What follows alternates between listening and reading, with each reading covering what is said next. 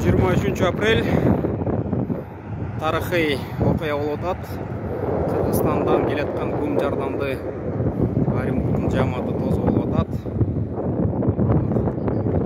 Мынакей биздин мыктыларыбыз.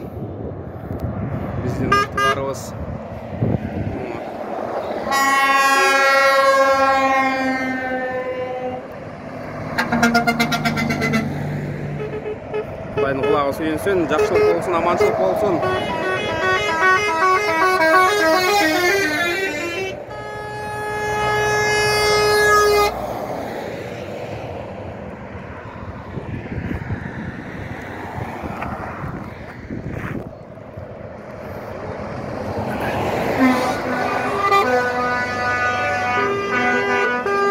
Тонна 20 фура 350 ашык тонна күм жардам